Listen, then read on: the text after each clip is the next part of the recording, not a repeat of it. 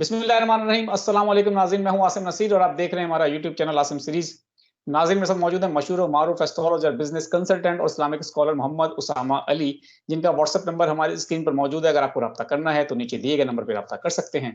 इसके अलावा जिसने अभी तक हमारे चैनल को सब्सक्राइब नहीं किया तो बराए मेहरबानी हमारे चैनल को सब्सक्राइब भी कर दें। अस्सलाम वालेकुम उसामा साहब, क्या हाल है, कैसे हैं आप?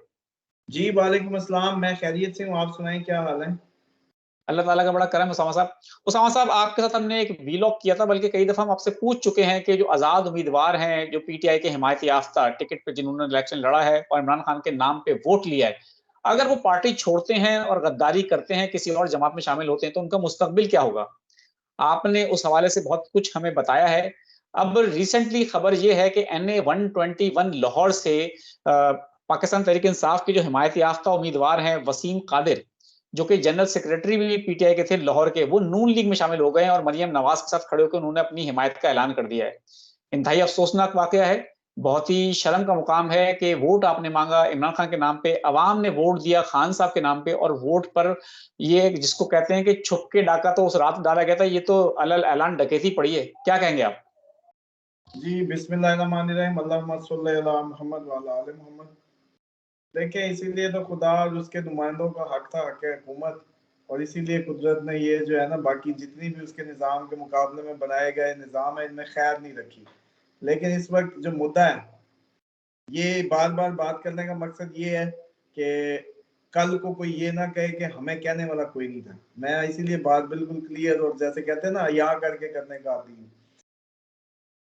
ये तो भूल जाएं कोई आजाद कोई ऐसा कि इमरान खान के नाम पे वोट लेके वो अपने उस टाउन में उस कॉलोनी में जी सकेगा, ये नहीं होना।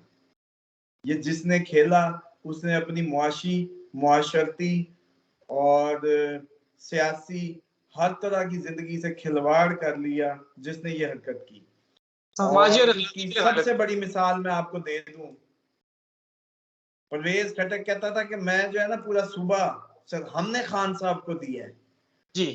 और पार्टी के ख्वाब देख भाई, तू अपनी सीट जीतने के काबिल नहीं है, तू पार्टी के ख्वाब देख रहा था है। मतलब पूरा इसने सुबह में गाड़ी घुमाई है। मतलब मुझे उस वक्त जब आप लोगों ने इनका कहा तो मैंने बर्थ चार्ट खोला था, इतनी गाड़ी घुमाई, नई गाड़ी इस बंदे ने खरीदनी थी और घुमानी थी पूरे सूबे में, और इसने घुमाई। और अब अपने घर से निकला है तो वीडियो क्लिप में देख रहा था, उसने कह रहा था मैं तुम्हारा चचा लगता हूँ, कुछ तो शर्म करो। अपने घर से बाहर नहीं निकल सकता, बाहर पीटीआई के लोग खड़े नारे लगा रहे थे। ये हाल है सर। आसिम साहब, ना मजाक समझे इन बातों को। मुझे अफसोस होगा, यकीन करें अपने मतलब लोग अमूमन कॉल कर रहे होते हैं कि आपकी बातें हमें दिल को लगती हैं, समझ आती हैं, बड़ी इन्फ्लुएंसिंग होती हैं और बड़ा हमें समझ आता है। तो आप ये देख लें कि ये जो सूरत हाल है अब इसकी जिसमें हम दाखिल हो रहे हैं, इसको ये लोग नहीं समझ रहे कि, और ना ही शायद इसको समझ पाएंगे उस तरीके से, क्योंकि इसके पीछे जो है इनके पास तो ट्रैक रिकॉर्ड और ये पुरानी कहानियां और पुराने जितने भी मैं समझता हूँ कि वो तरीके हैं डाटा एनालाइज करने के। अब कहानी ये है कि आप एक ट्रांसफॉर्मेशन के अमल से गुजर रहे हैं, और इस ट्रांसफॉर्मेशन को एस्ट्रोलॉजी जो कह रही है, जिस तरीके से प्रेडिक्ट कर रही है, वो कह रही है कि डिसेंट्रलाइज होने का खतरा है, पावर शिफ्ट। अब जब डिसेंट्रलाइज होने का खतरा है तो फिर आप ये देखें कि अब मेरा ये प्रेडिक्शन करना कितना आसान है कि जो भी हल्के की पावर है वो उसी हल्के के लोगों के हाथ में होगी। यानी कि अगर किसी ने उनके नाम पे के मतलब मिसाल के तौर पे ये नहीं होगा कि ये नून लीग वाला अगर कोई छोड़ेगा तो वो उसको छोड़ेंगे, ये सारों का रवैया बराबर होगा। ये सिर्फ पीटीआई के लिए नहीं कह रहा, कोई भी किसी भी जमात का कोई भी बंदा किसी नजरिए पे वोट अगर लेगा, इन लोगों को अपनी सेल कॉल पिच की होगी जो भी इन्होंने की होगी, लेकिन अगर उसके मुताबिक उसने ना किया तो ये नहीं छोड़ेंगे। वो बेशक बिलावल साहब शहबाज शरीफ को गालियां निकाल के दोबारा इकट्ठे होने की बातें करे या कोई भी करे। मसला अब ये है कि ये जो अमल है, अब हम सिर्फ इसमें आपको इंडिविजुअल हिफाजत बता सकते हैं कि हर शख्स अपनी हिफाजत का इंतजाम करे। अपनी सोचों को जैसे कहते हैं ना पाक रखे, अपने शैतान से बचने की जो तदाबीर है इख्तियार करे, खुदा परस्ती की तरफ रजू करे। आफतों का दौर है, इसमें अब डे बाय डे अनरेस्ट है, और ये अनरेस्ट आपको इन 2 माह में मैक्सिमम बढ़ेगा, और ये कोई इतना अच्छा शगुन नहीं है। बिल्कुल ठीक है। उसामा साहब, मरियम नवाज अपने पिछले जो जलसे हैं, जब इलेक्शन नहीं हुए थे, जब वो जलसे कर रही थी, उसमें वो गला फाड़ कर वोट को इज्जत दो और खान साहब की करेक्टर असैसिनेशन कर रही थी, और वो बड़ा दावे कर रही थी कि वो जेल में बैठा है, उसके साथ जो हुआ है मकाफात अमल है और कोई वोट नहीं देगा। 9 मई के ऊपर भी उन्होंने बड़ी सियासत करने की कोशिश की, अवाम को वर्गलाने की कोशिश की कि अब उनको वोट ना दें, वो गद्दार वतन है, बहुत कुछ कहा, लेकिन अवाम ने उनकी एक नहीं सुनी। और भरपूर तरीके से हमने देखा 8 फरवरी को कि अवाम ने खान साहब का साथ दिया और अपना ऐलान कर दिया और फैसला सुना दिया कि कौम आज भी खान साहब के साथ है और नाइंसाफी जो है वो किसी तरह कबूल नहीं। मरियम नवाज ने वोट को इज्जत दो का नारा लगाया। उन्होंने उनको चाहिए था वोट को थोड़ी इज्जत देती और जिसका वोट था उसको उसका हक देती, लेकिन उन्होंने वोट पर डाका डाल दिया, वसीम कादिर साहब को साथ मिला लिया और इंतहाई बेशर्मी के साथ हम तो कहेंगे कि वो खड़े होके ऐसा लग रहा है कि उन्होंने कोई किला फतह कर लिया है। उनको इस बात पे अफसोस हमें होता है कि शर्म आनी चाहिए कि किसी ऐसे शख्स को मिला लिया जिसने वोट कप्तान के नाम पे लिया था, उसको पार्टी में मिला लिया। वो जो क्लिप होता था ना, मेरा वैसे ही दिल कर रहा है कि आपको कहूं अभी ठहरो तो सही, अभी ठहरो तो सही। भाई रुको साहब, रुको किसी जरा। किस्म की फिक्र की जरूरत नहीं है। जो इस वक्त ये बात समझ गया, वो आपके मैनेजर्स हों, वो आपके ऑपरेटर्स हों, वो ये पॉलिटिकल कारकुन हों, वो जो मर्जी हों, साहिब इक़्तिदार हों, जो भी हों, अब पावर शिफ्ट होनी ही होनी है। डिसेंट्रलाइज होना सबसे खतरनाक बात है। मेरी बात समझ नहीं आती तो दुनिया के बड़े बड़े एस्ट्रोलॉजर, जो कहीं कोई अमेरिकन, इनको आजकल है तो फोबिया बाहर का ना, तो ये जरा अमेरिकन एस्ट्रोलॉजर से सिर्फ इतना पूछ लें कि हमारे अपने कंट्री के चार्ट में यूरेनस 8th हाउस में आ गया, इसको डिफाइन कर दें बस, सिंपल। तो जितने भी ये इंडियन से लेके तूलो अर्ज में घोड़े भगाएंगे, इनको समझ आ जाएगी कि जो मैंने प्रेडिक्शन की थी कि 70 सालों का दिया बुझने वाला है, वो बुझ के रहेगा। बहाने हैं ये सारे, और इन लोगों को अल्लाह ने इतनी इज्जतें देनी नहीं थी कि ये किसी कार्य खैर के मुर्तकिब होते। इसलिए ये सारे पॉलिटिशियन जितने भी हैं, अब अपनी जैसे कहते हैं ना कि इस अपने जो आखिरी वो ताबूत में कील अपने हाथों से खुद ठोकेंगे। लोग अब बिल्कुल कंप्रोमाइज नहीं करेंगे, बदल गए हैं। इन्होंने बड़ा ही मैच्योरली बिहेव करना है। ये जो सारी चीजें हैं, ये इनकी आखिरी आखिरी लो है दिए की। ये अब 2 महीने तो पक्के हैं इसके, अप्रैल तक। अप्रैल के बाद शायद हम सियाने हो चुके हों, लेकिन हालात हमारे बदले हों उस वक्त, क्योंकि हमें उस वक्त तक बॉर्डर साइड से टेंशन आ चुकी होंगी। लेकिन दुआ यही है कि अल्लाह ताला उससे पहले भी हमें थोड़ी बहुत अकल दे देता कि हम बाहर की तैयारी में सर्फ करते, बजाय आपस में ये गुथम गुथा होने के। लेकिन बस अब डेस्टिनी को कौन वो करे। सिर्फ इसलिए अवाम, आपकी जो व्यूअर्स हैं, जो भी लोग हैं, अपनी बस जाती इंडिविजुअल हिफाजतों और अपने किबले दुरुस्त करें, और जैसे कहते हैं आखिरत की तैयारी करें। बिल्कुल ठीक है।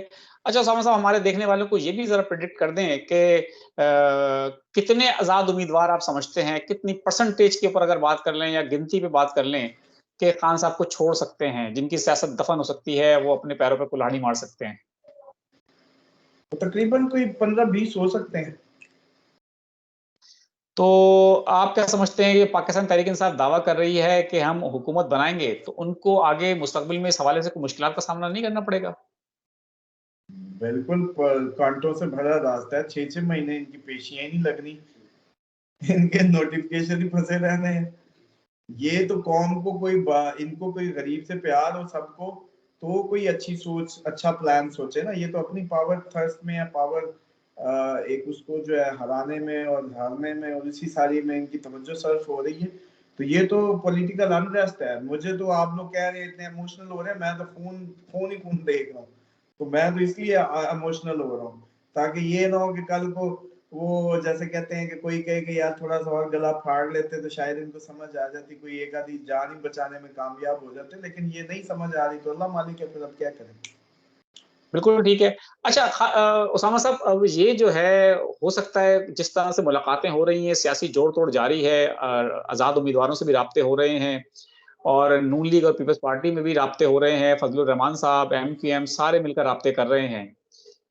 पीडीएम जो है नई अब 2 बनेगी, वो पिछली पीडीएम से कितनी मुख्तलिफ देख रहे हैं आप? कोई खास मुख्तलिफ नहीं होगी अगर बन भी जाए तो। असल आपके सर पे ये जो हरकतें लग रही हैं ये इमरजेंसी की तरफ जा रही हैं, ये कोई हुकूमत बनने की नहीं जा रही।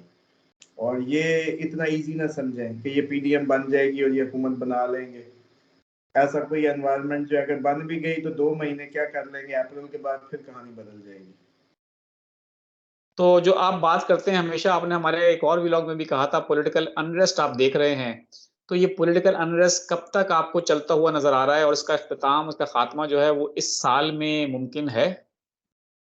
बस थोड़ी सी अकल जो आनी है वो हमें आ जानी है अप्रैल में, जो अच्छी उम्मीद है। लेकिन उसके साथ साथ हमें, क्योंकि बॉर्डर टेंशन मई से शुरू हो जाएगी, तो वो जो जंगों वाली कहानियां वो तो भूले ही पड़े हैं। मुझे तो हैरत है कि अब हमारा टॉपिक होना चाहिए था कि हुकूमत बन चुकी है, अगली बताएं। हम अभी उधर ही फंसे हुए हैं घर के मामले में। तो ये इतनी जल्दी अब खत्म नहीं होगा। ये पावर शिफ्टिंग, इतनी 70 सालों की जो पावर है वो इतनी जल्दी थोड़ी ट्रांसफॉर्म हो जाएगी। बड़े बड़े बुत गिरेंगे, बड़े बड़े इस्तीफे आएंगे, बड़ी बड़ी मनाजिर आप देखेंगे। ऐसे नहीं होना ये सब, लेकिन ये अब होगा। बिल्कुल ठीक है। अच्छा उसामा साहब, हमें एक सवाल का और जवाब देते हैं अपने इल्म की रोशनी में। पाकिस्तान तहरीक-ए-इंसाफ, क्या आपको लगता है कि पीपल्स पार्टी जो है उसके साथ किसी तरह का कोई मुज़ाकरात कर सकती है, मुलाकातें हो सकती हैं? क्योंकि बिलावल भुट्टो ज़रदारी जो हैं, उनकी सियासत और आसिफ अली ज़रदारी की सियासत में थोड़ा फ़र्क है। तो क्या कहेंगे आप? देखिए, आसिफ जरदारी साहब अगर माइनस हो जाते तो हो सकती है, वरना नहीं हो सकती। अच्छा, यानी कि आप समझते हैं कि पाकिस्तान तहरीक-ए-इंसाफ जो है, वो अगर आसिफ ज़रदारी माइनस होंगे, तो मुज़ाकरात मुमकिन है, अदरवाइज़ मुज़ाकरात नहीं होंगे। ये लोग क्यों नहीं समझते? एमक्यूएम से हम बैठी थी ना, अल्ताफ हुसैन से मसला था। खान साहब का एक ही वो फार्मूला है, अल्ताफ नहीं है तो एमक्यूएम भी कबूल, जरदारी नहीं है तो पीपल्स पार्टी भी कबूल। इस पे मुल्क पे मैं तो समझ रहा हूँ कि इस पे लोग आ जाए तो हमारी जान छूट जाए, मुल्क पे 10 साल हुकूमत देखे, कोई इधर प्रॉस्पेरिटी आ जाए। खान को सिर्फ पैसा इकट्ठा करने के लिए बिठा दें फोन पे कि इंटरनेशनली इकट्ठा कर दें बस चंदा जो है, और हमारी जान छूटे ये सारे मामला से। और ये भी सारे सूबे मिलके इनकी हुकूमत बनेगी दूर तक। और जरदारी साहब अंदर खाने जो है आपको पता ही है, चलाते रहेंगे काम। खान साहब भी मुतमईन और पाकिस्तान भी खैर, लेकिन ये होना नहीं है क्योंकि नसीब इस टाइम अनरेस्ट का है। नसीब में आफते हैं, नसीब यहाँ दिखा रहा है। तो इसलिए ये तो बहुत आइडियल बात है। हमने तो हुज्जत तमाम की है ये करके, लेकिन ये आइडियल बात है और इस वक्त कुछ आइडियल नहीं होने जा रहा। बिल्कुल ठीक है। अच्छा, कितने फ़ीसद चांसेज़ हैं ये आप हमें आखिर में बता दें कि पाकिस्तान तहरीक-ए-इंसाफ की हुकूमत बनने के कितने फ़ीसद चांसेज़ हैं?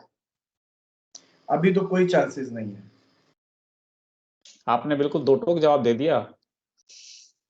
यार इसमें तो मतलब बैरिस्टर गौहर साहब जो हैं, वो कह रहे हैं कि हम केपी में और वफाक में हुकूमत हम बनाएँगे और पंजाब में भी हुकूमत हम बनाएँगे। गौहर साहब को कहें कि मेरा जाके 1 फरवरी की जो आपकी फोरकास्ट आपने प्रोग्राम की ली थी, वो जाके देख लें। उनसे पहले बता दिया था कि केपी में आप क्लीन स्वीप करेंगे। क्लीन स्वीप हुआ या नहीं हुआ ये बता रहे सिर्फ। बिल्कुल। तो फिर अगर मैंने उस वक्त ये सब बताया हुआ तो आज मेरी कोई बात बदल जानी है? ये इन लोगों को ये हालात देख के सिचुएशंस का अंदाजा करना है, हमें नहीं। हमें बहुत आगे तक अल्हम्दुलिल्लाह नजर आ रहा है और अपनी बात में बिल्कुल क्लियर है। ये इतनी सौखा कुछ नहीं होना। बिल्कुल ठीक है। उसामा साहब, बहुत-बहुत शुक्रिया हमें वक़्त देने के लिए। नाज़रीन, यहाँ हमारे व्लॉग का वक़्त खत्म हुआ। मुझे और मोहम्मद उसामा अली साहब को दें इजाज़त। आखिर में हमारा वही पैगाम है, मुस्कुराएँ, प्यार बाँटें और अपने आस-पास के लोगों का ख़्याल रखें। खुदा हाफ़िज़।